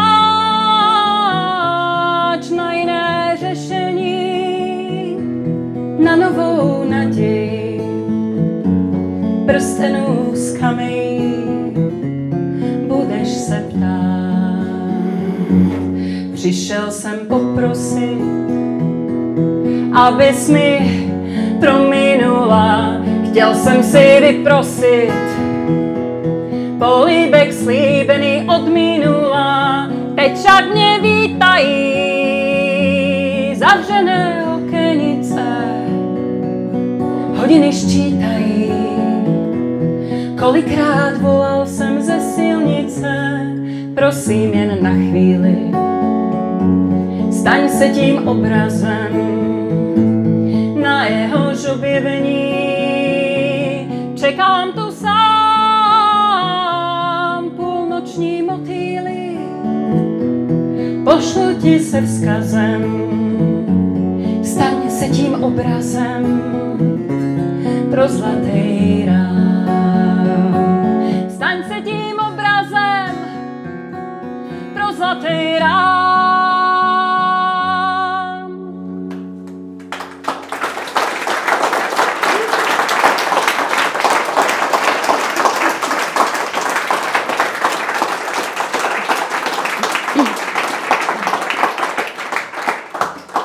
Ďakujem vám veľmi pekne. A do 30 sa vám musím pochváliť, že ja som zistila, že ja kryla hrám už štvrtstoročie. A no, nevyzerám, ale vážne. A od 15 a sprevádza ma až doteraz a každý rok robím spomienkové večery s jeho piesňami. A dostávala som od jeho fanúšikov taktiež otázky, že či by som ja nechcela vydať jeho piesne v mojom prevedení. A nikdy mi to tak neprišlo, že by som to mala urobiť, ale nakoniec som si povedala, že by to bolo fajn mať takú tú spomienku na Karla aj na mňa, keď teda tie jeho piesne spievam, že keď si to potom niekedy v dôchodkovom veku pustím, že to bude príjemné. Tak ja sa vám teda musím pochváliť, že ja som to CD minulý rok vydala a volá sa to Spomienka na Karla Kryla. Sú tam moje obľúbené piesne od neho a vydala som to tiež na USB. A ja sa veľmi teším, že som to spravila, pretože minulý rok boli okrúhle výročia revolúcie a taktiež Karel by mal 80 rokov a ubehlo aj 30 rokov od jeho úmrtia. Tak som si povedala, keď nie minulý rok, keď sú tie okrúhliny. Takže som veľmi rada, že sa mi to aj s vašou podporou podarilo, to CD a ten album a samozrejme je k dispozícii, keby ste mali chuť si ho vypočuť aj Karlové piesne aj v mojom podaní. A my by sme si teraz mohli zaspievať možno tú najznámejšiu Bratříčku, zavírej vrátka.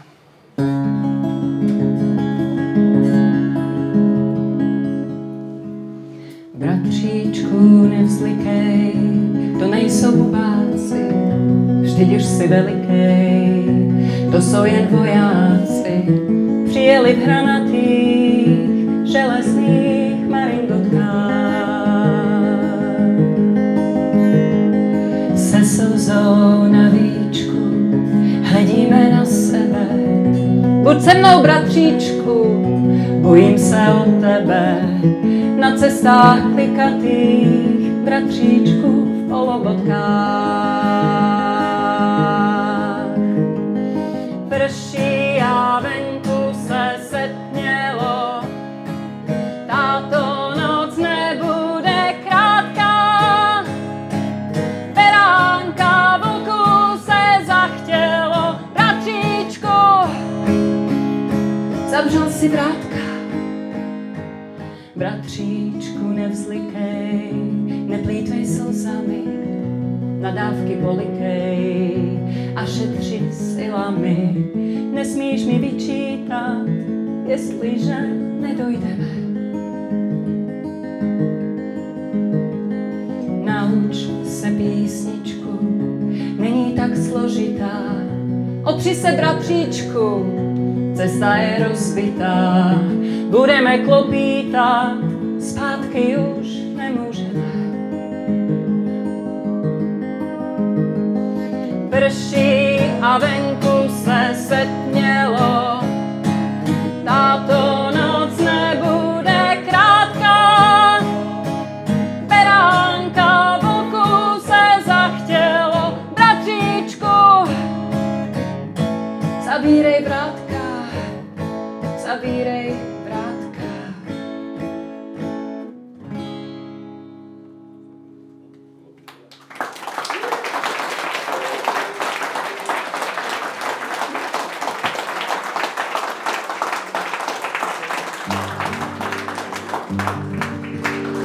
Ďakujem vám veľmi pekne a blížime sa teda k záveru môjho vystúpenia a ešte raz by som sa chcela poďakovať organizátorom, že každoročne usporiadávajú túto spomienku. Ja som za to veľmi vďačná a samozrejme aj vám, že chodíte a spomínate si na Karla, na jeho tvorbu a že stále medzi nami rezonuje ten jeho odkaz.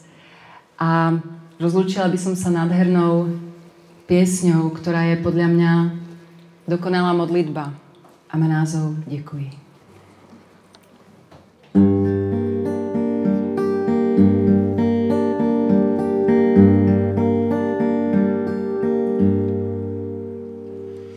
Stvořil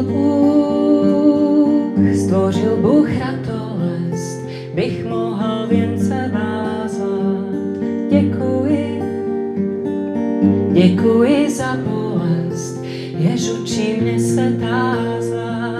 Děkuji, děkuji za nezdar, jenž naučí mne píly.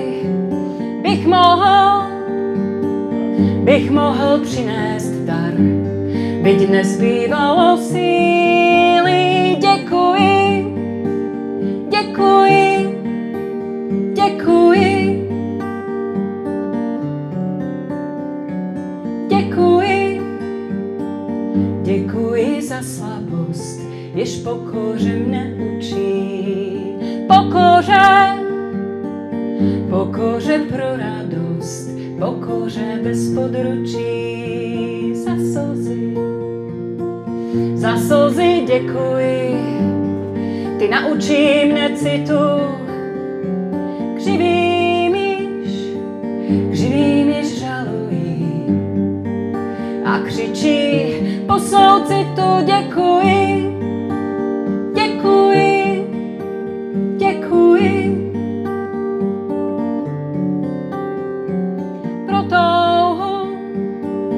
Pro touhu po kráse děkuji za ošklivost, za to, že utká se láska nevraživost.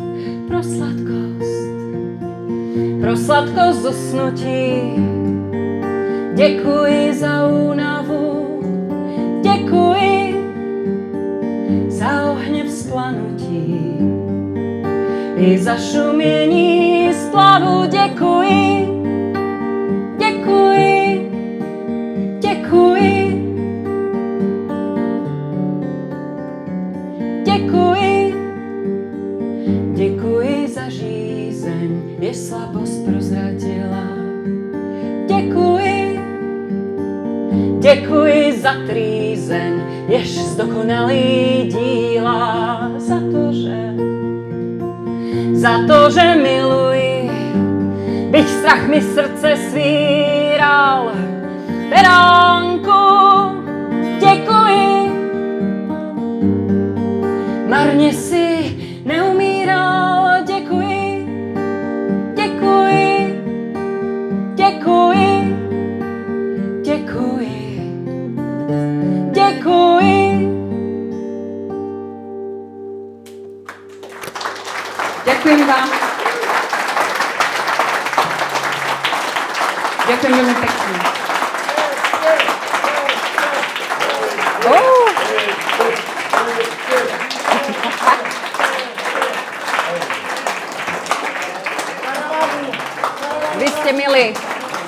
Vy ste milí. Nebude to Karavana mraku. Ak ju chcete počuť, musíte prísť na koncert zajtra.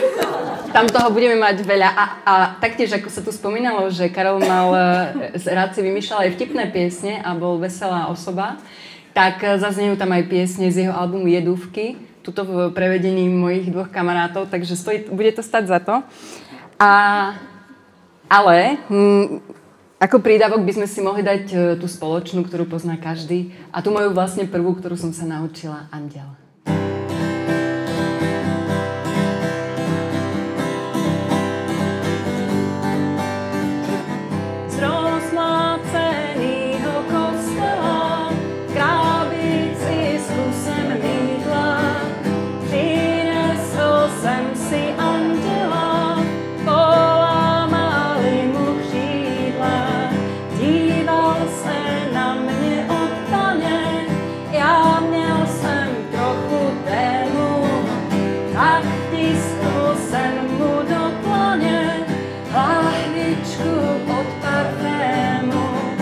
A proto prosím, věř mi, chtěl jsem ho žádat, aby mi mezi dveřmi pomohl hádat, co mě čeká. A nemine, co mě čeká.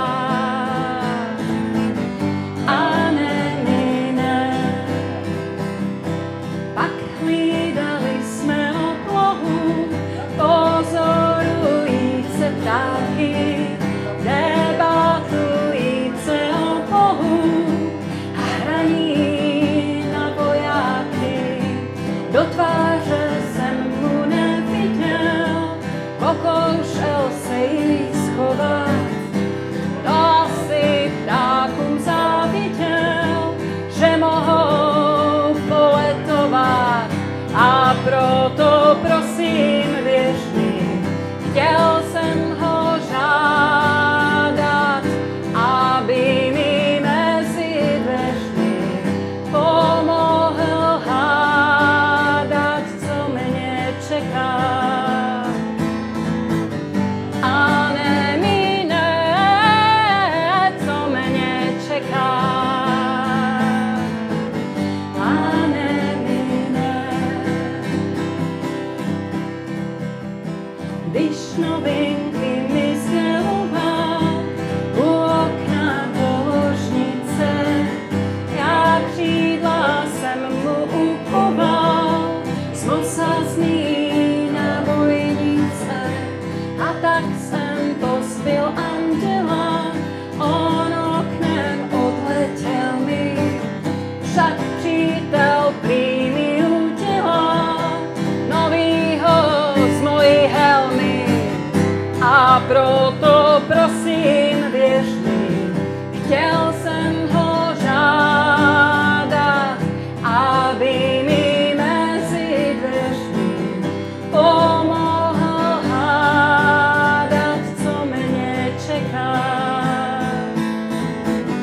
A nemine, co mě čeká. A nemine.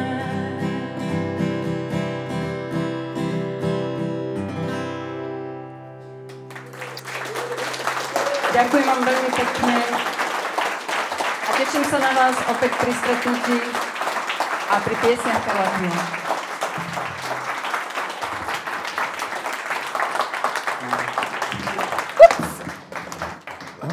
Tak já velice děkuji Vicky Olejárové za krásný koncert. Chtěl bych poděkovat ještě jednou Verichově Vile za azyl, který nám poskytla v tomto krásném prostoru. Děkuji všem, že jste přišli a srdečně zvu na další akce Muzea paměti 20. století. Chtěl bych připomenout, že vlastně ta píseň do značné míry předznamenává teďka asi největší akce, které se budou odehrávat v květnu a budeme si připomínat konec druhé světové války, Pražské povstání, a muzeum připravuje ještě s dalšími institucemi takovou sérii debat na Staroměstském náměstí, kde bychom měli číst také poprvé vůbec vlastně po 80 letech jména padlých na barikádách. 5. května a každý večer ten týden od 5. do 9. května se budete moct podívat na dokument na Staroměstském náměstí. Měla by tam být také k dispozici 3D vizualizace toho, jak to vypadalo v roce 1945 na tom Staroměstském náměstí a budete si moct poslechnout debatu renomovaných historiků. Takže těšíme se na vás a ještě jednou děkujeme, že jste přišli. Jakubovi Šloupovi také. Děkujeme.